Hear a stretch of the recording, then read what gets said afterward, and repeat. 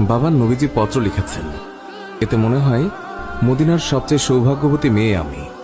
মেয়ের মুখে এই কথা শুনে বাবা আলহামদুলিল্লাহ বলে ওই সাহাবীকে ফিরিয়ে নিয়ে আসলো।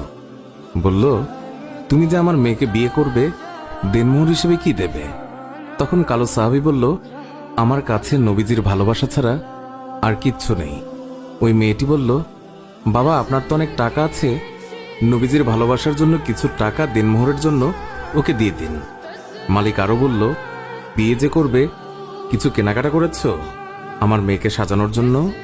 কালো সাহাবীর উত্তর, আমার কাছে কোনো টাকা নেই।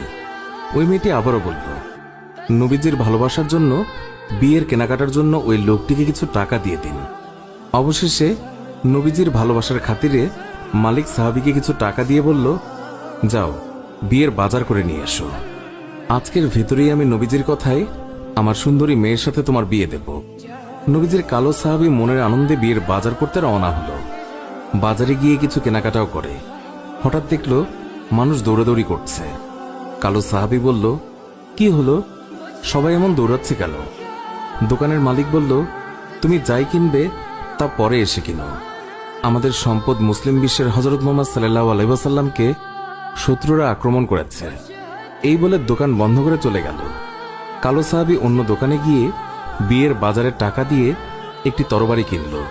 হঠাৎ আবার মনে হলো সেই মদিনার সুন্দরী মেয়ে তার জন্য অপেক্ষা করছে। তখন নিজেকে বোঝালো, যেই নবী না হলে আমি হতাম না, এই দুনিয়া হতো না, সেই নবীর চেয়ে সুন্দরী মেয়ে আমার কাছে বড় হয় কিভাবে? এই বলে নবীজির কালো সাহাবী তলোয়ারটি নিয়ে যুদ্ধের ময়দানে চলে গেল। কিতাবে আছে, ওই যুদ্ধে নবীজির ৭০ জন সাহাবী শহীদ হয়েছিলেন, তার মধ্যে কালো সাহাবীও একজন। নবীজি অশ্রুসিক্ত হয়ে বলল, আমার আদরের সাহাবীদের রক্তমাখা অবস্থায় দাফন করে দাও। কিয়ামতের ময়দানে আমি আল্লাহর দরবারে এই রক্তমাখা শরীর দেখিয়ে কোটি কোটি গুনাহগার উম্মতের নাজাতের দাবি করব।